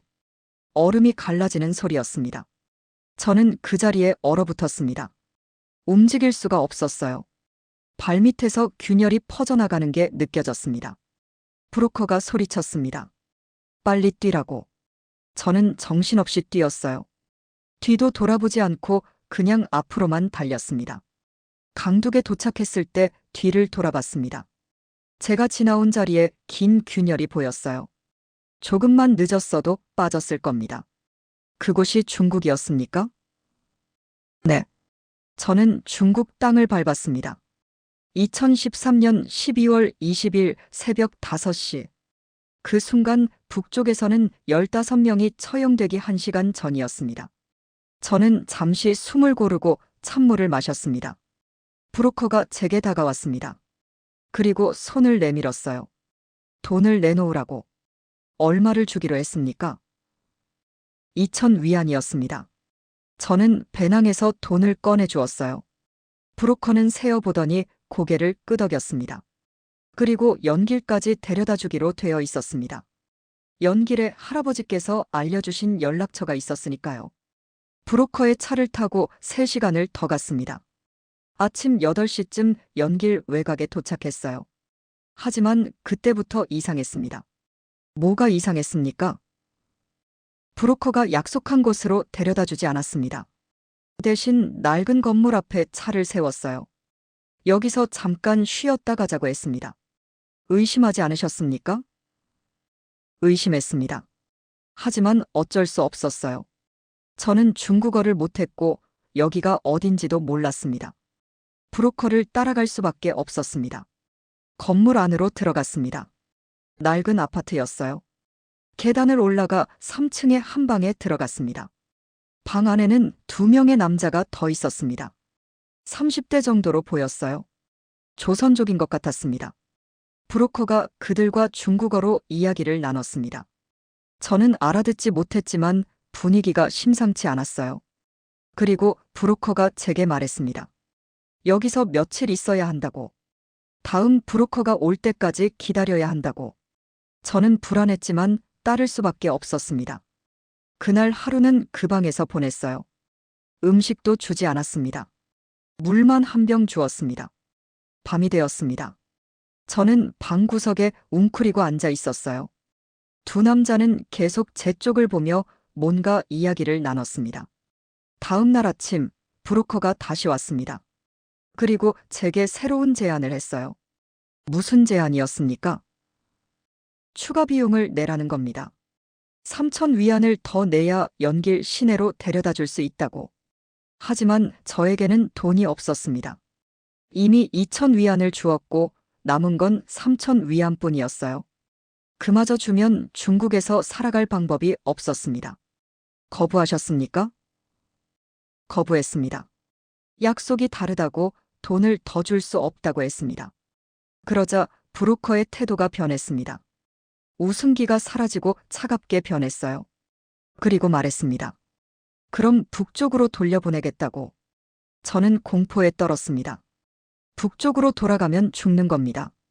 이미 제 할아버지는 처형되었을 거고 저도 수배자 명단에 올라 있을 거였습니다. 저는 애원했습니다. 제발 돌려보내지 말아달라고. 돈은 나중에라도 갚겠다고. 브로커는 비웃었습니다. 그리고 무서운 말을 했어요. 다른 방법이 있다고. 무슨 방법이었습니까? 저는 잠시 입을 다물었습니다. 그 기억이 너무 끔찍했습니다. 인신매매였습니다. 저를 중국 농촌의 남자에게 팔아넘기겠다는 겁니다. 신부 없는 중국 남자들이 북쪽에서 온 여자들을 사간다고 했어요. 강철수 할아버지의 얼굴이 붉어졌습니다. 그건 너무 끔찍한 일입니다. 네. 저는 그 순간 모든 게 끝났다고 생각했습니다. 탈북에 성공했지만 결국 지옥으로 떨어지는 거였으니까요. 브로커는 제게 하루를 주었습니다. 내일까지 결정하라고. 돈을 내든지 아니면 팔려가든지. 그날 밤 저는 울었습니다. 소리내어 울지는 못했지만 눈물이 멈추지 않았어요. 왜 이렇게 된 건지, 할아버지께서 주신 USB는 어떻게 해야 하는지. 다음 날 아침이었습니다. 갑자기 문이 열렸어요. 브로커가 들어왔습니까? 아니요. 조선족 아주머니 한 분이 들어오셨습니다. 50대 정도 되어 보이셨어요. 아주머니는 저를 보더니 놀람표를 지으셨습니다. 그리고 브로커에게 뭐라고 소리를 지르셨어요. 중국어였지만 화난 목소리라는 건 알 수 있었습니다. 브로커와 아주머니가 한참 말다툼을 했습니다. 그러더니 아주머니가 지갑에서 돈을 꺼내셨어요. 그리고 브로커에게 던지듯 주셨습니다. 브로커는 돈을 받고는 저를 한번 쳐다보더니 나가버렸습니다. 아주머니가 저를 구해주신 겁니까? 네. 아주머니는 제게 다가와 손을 잡아주셨습니다. 그리고 조선말로 말씀하셨어요. 괜찮다고, 이제 안전하다고. 저는 그 자리에서 무너졌습니다. 아주머니의 품에 안겨서 한참을 울었어요. 살았다는 안도감과 고마움, 그리고 지난 며칠간의 공포가 한꺼번에 쏟아져 나왔습니다. 아주머니 성함이 뭐였습니까? 김순자 아주머니였습니다. 조선족 분이셨어요. 연길에서 작은 식당을 하고 계셨습니다. 아주머니는 저를 당신 집으로 데려가셨습니다. 깨끗하지는 않았지만 따뜻한 집이었어요. 그리고 밥을 먹이셨습니다. 며칠 만에 먹는 제대로 된 음식이었습니다. 왜 도와주신 겁니까? 아주머니에게 물어봤습니다. 왜 저를 구해주셨냐고. 아주머니는 대답하셨어요. 자신도 옛날에 어려운 시절을 겪었다고. 북쪽에서 온 사람들이 얼마나 힘든지 안다고. 아주머니는 제게 많은 도움을 주셨습니다. 한 달 동안 집에서 묵게 해주셨고 중국어도 가르쳐 주셨어요. 중국어를 배우셨습니까? 기초적인 것들이었습니다. 인사하는 법, 길 묻는 법, 음식 주문하는 법, 생존에 필요한 최소한의 중국어였어요. 그리고 아주머니는 제게 다음 단계를 알려주셨습니다. 대한민국까지 가려면 중국 남부로 가야 한다고. 거기서 라오스를 거쳐 태국으로 가야 한다고. 먼 길이었군요. 네. 6,000km가 넘는 여정이었습니다. 하지만 그게 유일한 방법이었어요. 2014년 1월 말, 저는 김순자 아주머니와 작별 인사를 나눴습니다. 아주머니는 제게 돈을 좀 더 주셨습니다. 1,000위안이었어요. 그리고 중국 남부의 연락처도 알려주셨습니다. 거기 가면 도움을 받을 수 있을 거라고. 저는 아주머니께 수없이 감사 인사를 드렸습니다. 아주머니가 아니었다면 저는 지금 여기 없었을 겁니다. 아주머니는 제 손을 꽉 잡으시며 말씀하셨습니다. 꼭 대한민국에 가서 잘 살라고. 그게 북쪽에 남은 가족들을 위하는 길이라고. 2014년 2월 1일, 저는 남쪽을 향한 긴 여정을 시작했습니다. 강철수 할아버지가 깊은 한숨을 쉬셨습니다. 정말 대단하십니다. 그 어린 나이에 그 모든 걸 견디셨다니. 견딘 게 아니라 살아남은 겁니다. 선택의 여지가 없었으니까요. 하지만 진짜 여정은 이제 시작이었습니다. 중국, 라오스, 태국을 거쳐 대한민국까지. 그 길은 제가 상상했던 것보다 훨씬 더 험난했습니다. 2014년 2월, 저는 중국 남부를 향해 출발했습니다. 강철수 할아버지가 지도를 머릿속에 그리시는 듯한 표정을 지으셨습니다. 연길에서 남쪽까지 얼마나 됩니까? 3,000km가 넘습니다. 기차와 버스를 갈아타며 열흘이 걸렸어요. 김순자 아주머니께서 알려주신 경로를 따라갔습니다. 중국을 여행하는 건 위험하지 않았습니까? 매우 위험했습니다. 저는 불법 체류자였으니까요. 공안에게 잡히면 북쪽으로 강제 송환될 수 있었습니다. 그래서 항상 조심해야 했어요. 저는 그 여정을 떠올렸습니다. 긴장의 연속이었습니다. 기차를 탈 때가 가장 무서웠습니다. 신분증 검사가 있었거든요. 아주머니께서 구해주신 가짜 신분증이 있었지만 들킬까봐 두려웠어요. 한 번은 정말 위험한 순간이 있었습니다. 2월 중순쯤 광저우로 가는 기차에서였어요. 공안 경찰이 제 신분증을 유심히 보더니 질문을 했습니다. 중국어로요. 뭐라고 대답하셨습니까?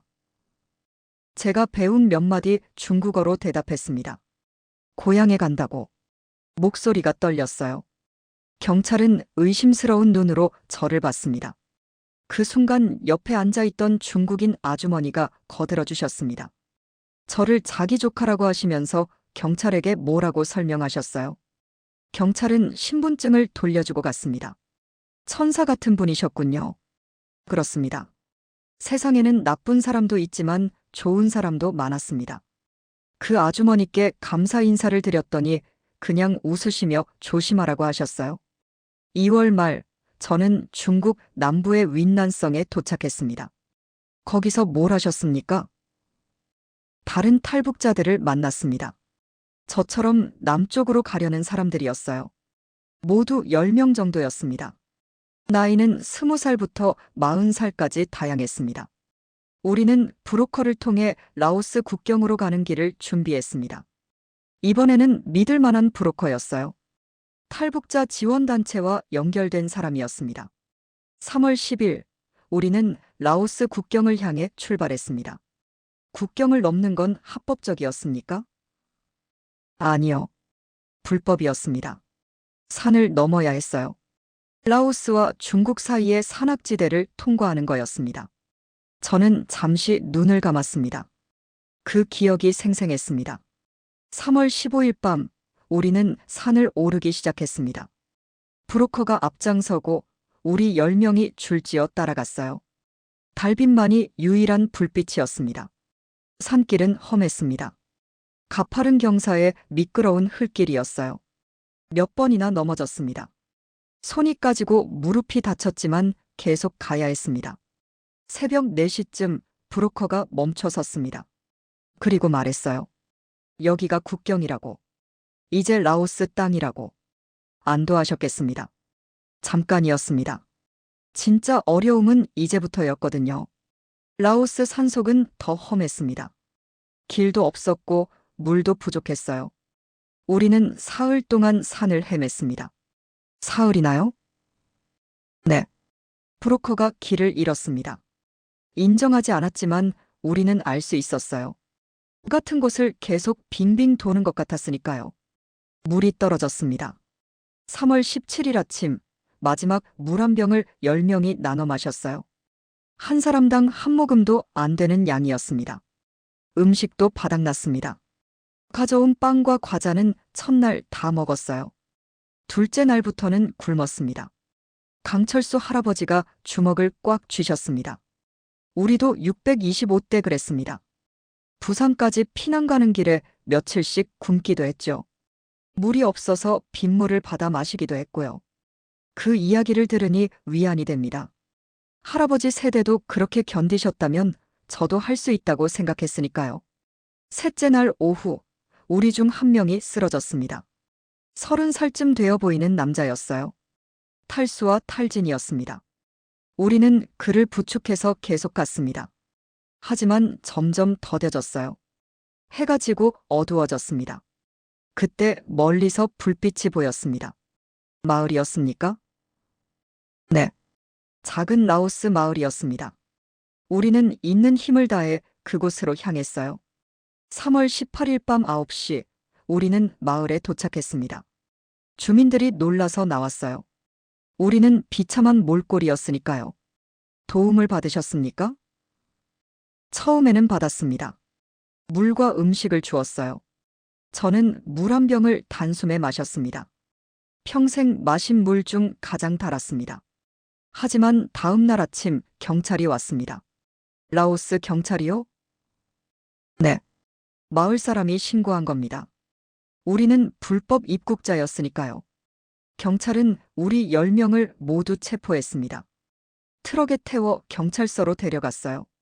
저는 깊은 숨을 들이마셨습니다. 거기서 열흘을 감옥에 있었습니다.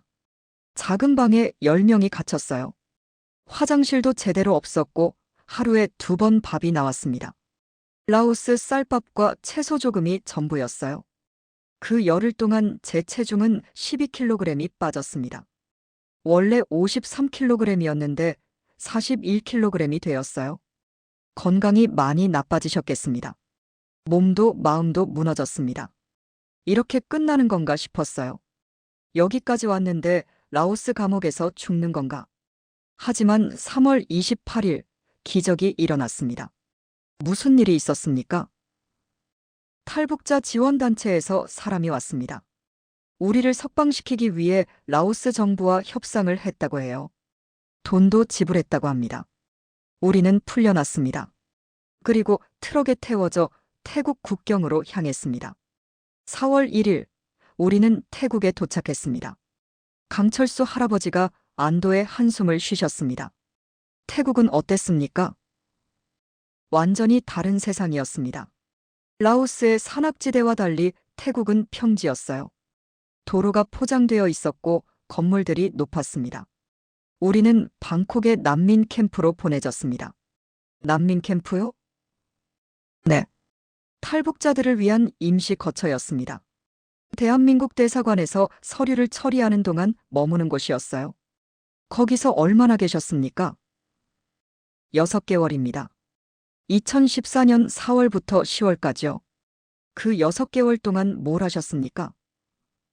준비했습니다. 대한민국에서 살아갈 준비요. 캠프에서는 한국어 교육이 있었어요. 물론 저는 한국어를 할 줄 알았지만 남쪽의 표현들은 달랐습니다. 예를 들면 어떤 게 다릅니까? 많은 것들이 달랐습니다. 북쪽에서는 공화국이라고 하는데 남쪽에서는 대한민국이라고 했어요. 동무가 아니라 친구라고 했습니다. 인민이 아니라 국민이라고요. 처음에는 혼란스러웠습니다. 같은 말을 쓰는데 다른 단어가 많았어요. 하지만 점점 익숙해졌습니다. 캠프에서 다른 탈북자들도 많이 만났습니다. 함경도에서 온 사람, 평안도에서 온 사람, 양강도에서 온 사람. 모두 다른 사연이 있었지만 한 가지는 같았어요. 자유를 찾아왔다는 것. 어느 날 한 할머니를 만났습니다. 60 되셨는데 혼자 탈북하셨어요. 자식들은 북쪽에 남았다고 하셨습니다. 할머니께 여쭤봤습니다. 왜 혼자 오셨냐고. 할머니는 대답하셨어요. 늙은이는 쓸모없으니까 차라리 나와서 남쪽에서 돈 벌어서 북쪽 자식들에게 보내주려고 했다고. 가슴 아픈 이야기군요. 네. 그 할머니 이야기를 들으면서 생각했습니다. 가족을 위해 희생하는 건 어느 시대나 똑같구나. 할아버지 세대도 그랬고, 우리 부모님도 그랬고, 저 할머니도 그렇구나. 8월이 되었을 때 좋은 소식이 왔습니다. 대한민국 입국 승인이 났다고요. 기뻤습니까? 말로 표현할 수 없을 만큼 기뻤습니다. 8개월의 여정 끝에 드디어 자유의 땅으로 갈 수 있게 되었으니까요. 하지만 동시에 두려웠습니다. 과연 제가 그곳에서 잘 살 수 있을까? 적응할 수 있을까? 9월 말, 우리는 비행기에 탔습니다. 태국 방콕에서 대한민국 인천으로 가는 비행기였어요. 처음 타보는 비행기였습니다. 북쪽에서는 일반 사람들은 비행기를 탈 기회가 거의 없었거든요. 비행기가 이륙할 때의 느낌을 잊을 수 없습니다. 몸이 뜨는 느낌, 구름 위로 올라가는 느낌. 창밖을 보니 태국이 점점 작아졌습니다. 그리고 4시간 후, 2014년 10월 15일 오후 5시, 인천국제공항에 도착했습니다. 강철수 할아버지의 눈에 눈물이 맺혔습니다. 비행기에서 내렸을 때 다리가 후들거렸습니다. 감격 때문이었어요. 드디어 도착했구나. 할아버지께서 원하시던 곳에. 공항 직원들이 우리를 맞이했습니다. 따뜻하게 환영해 주셨어요. 대한민국에 온 걸 환영한다고. 저는 그 순간 무릎을 꿇고 바닥에 손을 짚었습니다. 대한민국 땅에 제 손을 댔어요. 할아버지, 여기까지 왔습니다. 제가 해냈습니다. 눈물이 멈추지 않았습니다. 기쁨의 눈물이었습니다. 하지만 동시에 슬펐습니다. 부모님과 할아버지를 생각하면 여기 함께 오지 못한 그분들을 공항에서 버스를 타고 한 건물로 갔습니다. 국정원 조사를 받는 곳이었어요. 무서웠습니까? 아니요. 오히려 안심이 되었습니다. 이제 정말 안전하구나. 더 이상 도망 다니지 않아도 되는구나. 그날 밤 제공된 숙소에서 잤습니다. 깨끗한 침대였어요. 따뜻한 이불이 있었습니다. 그 침대에 누워 천장을 보면서 생각했습니다. 여기까지 오기까지 10개월. 평양에서 두만강, 중국 연길, 중국 남부 라오스, 태국, 그리고 대한민국. 6,000km가 넘는 여정이었습니다. 하지만 거리보다 더 먼 건 마음의 여정이었어요. 공포에서 희망으로, 절망에서 자유로. 그날 밤 저는 할아버지께서 주신 USB를 꺼냈습니다. 10개월 동안 가슴에 품고 다녔던 그것을 이제 열어볼 수 있겠군요. 네. 할아버지께서 말씀하셨으니까요. 대한민국에 도착한 후에만 열어보라고. 하지만 그날 밤에는 열지 않았습니다. 너무 피곤했고 준비가 필요했습니다. 무엇보다 국정원 조사를 먼저 받아야 했으니까요. 진짜 이야기는 이제부터였습니다. 2014년 10월 16일 아침 국정원 조사가 시작되었습니다. 강철수 할아버지가 몸을 앞으로 기울이셨습니다. 어떤 조사였습니까? 신원 확인이었습니다. 제가 정말 탈북자인지, 어디서 왔는지, 왜 왔는지 모든 걸 자세히 물어봤어요. 저는 처음부터 솔직하게 말했습니다. 할아버지 이야기, 장성택 처형, 15인 명단, 탈북 과정 모든 걸 다요. 그리고 USB를 보여드렸습니다. 조사관들의 표정이 변했습니다. USB에 대해 상세히 물어봤어요. 언제 받았는지, 할아버지가 뭐라고 하셨는지, 한 번이라도 열어본 적이 있는지. 저는 대답했습니다. 단 한 번도 열어보지 않았다고. 할아버지의 유언을 지켰다고. 조사관들은 USB를 가져갔습니다. 분석하겠다고 했어요. 며칠이 걸릴 거라고. 사흘 후인 10월 19일 조사관들이 다시 왔습니다. 표정이 심각했어요. 무슨 내용이 들어 있었습니까? 저는 깊은 숨을 들이마셨습니다. 이제 가장 중요한 이야기를 해야 할 때였습니다. 할아버지께서 남긴 진실이 들어 있었습니다. 왜 장성택이 처형되었는지에 대한 진짜 이유가요. 세상이 아는 이유는 반당반영명이었죠? 네. 공식적으로는 그렇습니다. 하지만 진짜 이유는 달랐어요. USB에는 세 가지가 들어 있었습니다. 첫째, 2011년부터 2012년까지 중국과 진행했던 비밀 경제 협상 기록이었습니다. 할아버지와 장성택, 그리고 몇몇 고위 간부들이 중국 측과 경제특구 설립을 논의했던 기록이었어요. 경제특구요? 네.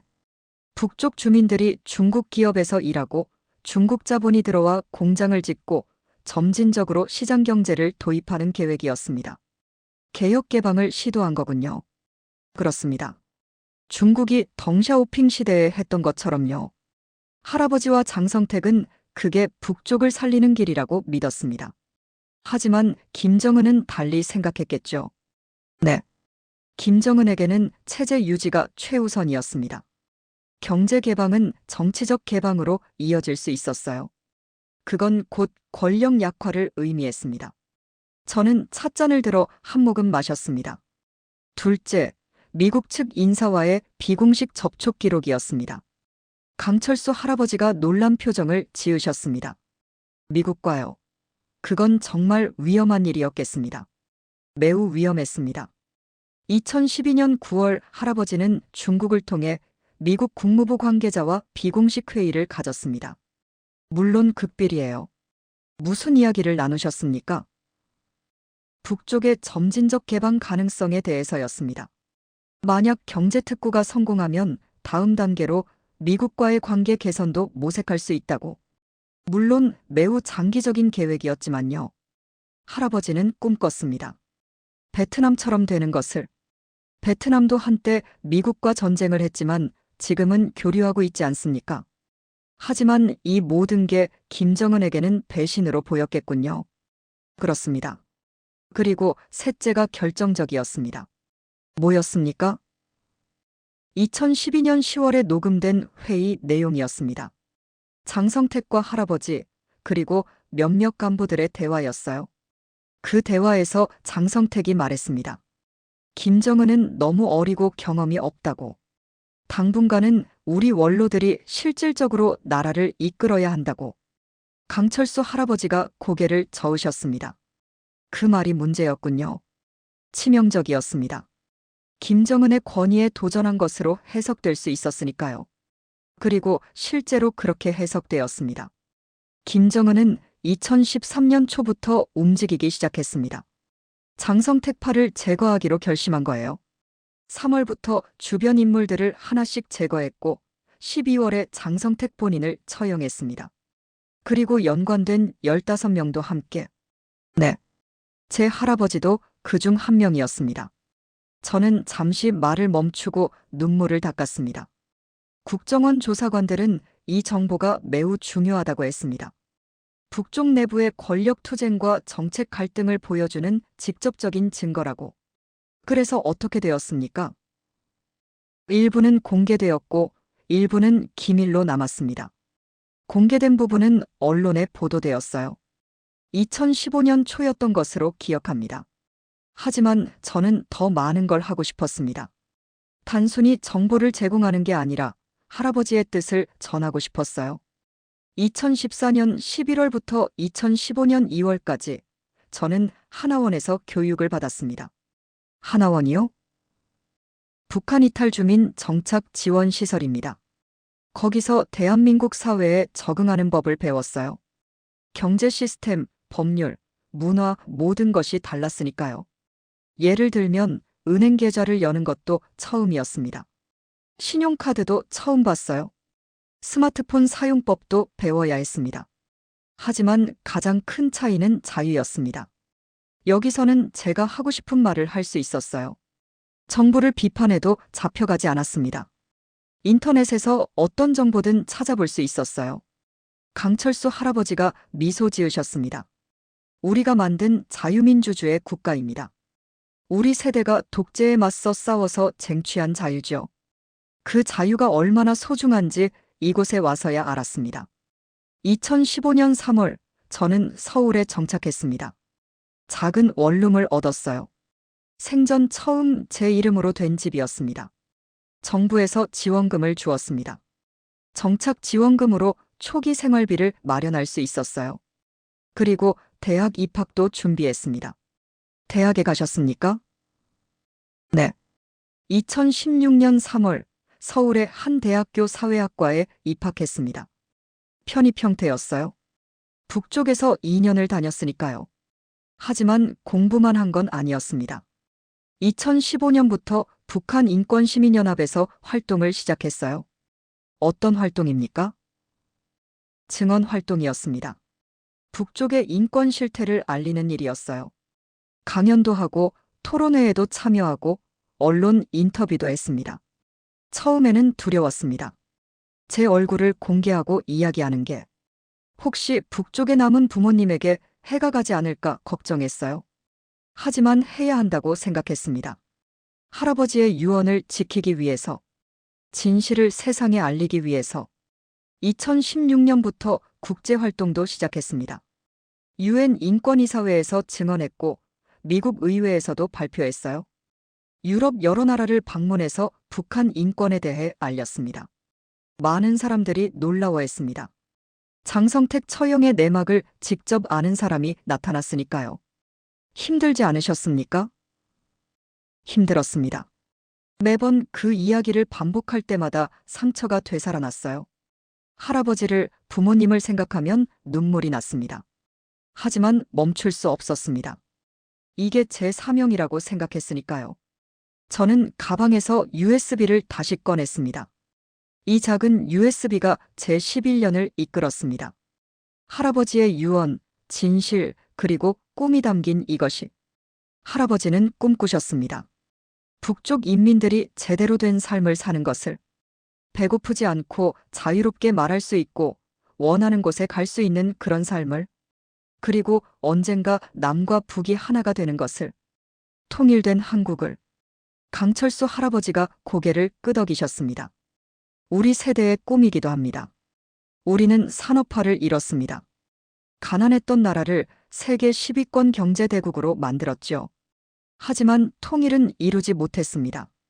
그게 우리 세대의 한입니다. 그래서 다음 세대에게 부탁하고 싶습니다. 당신들이 통일을 준비해달라고. 우리가 만든 이 풍요로운 나라를, 자유로운 나라를 북쪽과도 나누어 달라고. 저는 할아버지의 손을 잡았습니다. 약속드립니다. 계속 노력하겠습니다. 할아버지의 꿈을, 제 할아버지의 꿈을, 그리고 강철수 할아버지 세대의 꿈을 이루기 위해 2024년 현재 저는 33살입니다. 탈북한 지 11년이 되었어요. 이 11년 동안 많은 것이 변했습니다. 저는 대학을 졸업했고 지금은 북한 인권단체에서 일하고 있습니다. 결혼은 하셨습니까? 아직입니다. 언젠가는 하겠지만 지금은 제 사명에 집중하고 싶어요. 부모님 소식은 들으셨습니까? 저는 고개를 저었습니다. 가장 아픈 질문이었습니다. 아니요. 11년 동안 단 한 번도 소식을 듣지 못했습니다. 살아계신지, 어디 계신지, 건강하신지 아무것도 모릅니다. 가끔 밤에 꿈을 꿉니다. 어머니를 만나는 꿈을요. 어머니가 제 머리를 쓰다듬어 주시는 꿈. 아버지가 제 어깨를 두드려 주시는 꿈. 그리고 할아버지를 만나는 꿈도 꿉니다. 할아버지께서 웃으시며 말씀하시는 꿈이에요. 잘했다고, 수고했다고. 깨어나면 눈물이 베개를 적셔 있습니다. 강철수 할아버지가 제 손을 꽉 잡아주셨습니다. 언젠가는 만날 수 있을 겁니다. 통일이 되면요. 네, 그날을 믿습니다. 그리고 그날을 위해 일합니다. 할아버지께서 USB에 남기신 마지막 파일이 있었습니다. 문서도 녹음도 아닌 제게 보내는 편지였어요. 뭐라고 쓰여 있었습니까? 읽어드려도 될까요? 그러십시오. 저는 휴대폰을 꺼내 파일을 열었습니다. 11년 동안 수없이 읽었던 편지였습니다. 사랑하는 지원아. 이 편지를 읽고 있다면 너는 남쪽에 무사히 도착한 것이겠구나. 할아버지는 정말 기쁘다. 할아버지가 너에게 이런 짐을 지운 것을 용서해다오. 하지만 달리 방법이 없었단다. 할아버지는 평생 조국을 위해 일했다. 하지만 진짜 조국은 정권이 아니라 인민이란다. 굶주리고 억압받는 우리 인민들을 위해 뭔가 해야 한다고 생각했어. 장성택 동지와 함께 개혁을 꿈꿨다. 중국처럼 베트남처럼 우리도 변할 수 있다고 믿었어. 하지만 시대가 우리를 용납하지 않았구나. 지원아, 너는 자유로운 땅에서 살게 될 거다. 내가 하고 싶은 말을 하고 가고 싶은 곳에 가고 꿈꾸고 싶은 꿈을 꿀 수 있는 곳에서 그 자유를 소중히 여기렴. 그리고 북쪽에 남은 사람들을 기억해다오. 그들도 언젠가는 자유를 누릴 수 있도록. 할아버지의 꿈은 통일된 조국이다. 남과 북이 하나가 되어 모두가 행복하게 사는 나라. 내가 그 꿈을 이어주길 바란다. 사랑한다, 지원아. 할아버지는 항상 너와 함께 있단다. 저는 휴대폰을 내려놓았습니다. 눈물이 흘렀습니다. 강철수 할아버지도 눈물을 흘리고 계셨습니다. 훌륭하신 분이었습니다. 당신 할아버지. 네. 제 자랑입니다. 우리는 한참을 말없이 앉아 있었습니다. 창밖으로는 인사동의 평화로운 오후 풍경이 펼쳐져 있었습니다. 할아버지. 제가 먼저 입을 열었습니다. 할아버지 세대가 이룬 산업화 덕분에 저 같은 탈북자들이 여기서 살아갈 수 있습니다. 할아버지 세대가 만든 이 풍요로운 나라, 자유로운 나라가 있기에 우리는 희망을 품고 탈북할 수 있었어요. 그리고 이제 우리가 할 차례입니다. 통일을 준비하는 것, 북쪽 사람들과 함께 살아갈 준비를 하는 것. 강철수 할아버지가 고개를 끄덕이셨습니다. 그렇습니다. 우리가 산업화를 이뤘다면 당신들은 통일을 준비해야 합니다. 우리 세대의 희생이 헛되지 않으려면 다음 세대가 이어가야 합니다. 약속드립니다. 계속 싸우겠습니다. 자유를 위해, 인권을 위해, 그리고 통일을 위해. 11년 전 두만강을 건널 때 저는 생존만을 생각했습니다. 하지만 이제는 다릅니다. 이제는 사명이 있습니다. 할아버지의 꿈을 이루는 것, 북쪽 인민들에게 희망을 주는 것, 그리고 언젠가 남과 북이 하나가 되는 그날을 준비하는 것. 그게 제가 살아남은 이유입니다. 강철수 할아버지가 일어나셔서 저를 꼭 안아주셨습니다. 고맙습니다. 이야기를 들려주셔서, 그리고 포기하지 않아서. 우리 세대는 이제 늙었습니다. 하지만 당신 같은 젊은이들이 있어 희망이 보입니다. 부디 계속 싸워주십시오. 당신 할아버지의 꿈을 위해, 우리 모두의 꿈을 위해. 저는 고개를 끄덕였습니다. 그러겠습니다. 할아버지. 우리는 찻집을 나섰습니다. 인사동 거리에는 여전히 사람들이 오가고 있었습니다. 자유롭게 웃고 이야기하고 살아가는 사람들. 이게 할아버지께서 꿈꾸시던 세상이었습니다. 그리고 언젠가 북쪽 사람들도 이렇게 살 수 있는 날이 올 것입니다. 저는 그날을 믿습니다. 그리고 그날을 위해 오늘도 싸웁니다. 11년 전 그날 두만강을 건널 때 품었던 USB. 그 안의 진실은 이제 세상에 알려졌습니다. 하지만 진짜 이야기는 아직 끝나지 않았습니다. 통일의 그날까지 저의 증언은 계속될 것입니다. 끝까지 들어주신 따뜻한 마음을 가진 여러분이야말로 진정한 애국자입니다. 이 이야기가 더 많은 사람들에게 전해질 수 있도록 구독으로 동참해주세요. 우리가 반드시 알아야 할 이야기들을 또 소개하겠습니다.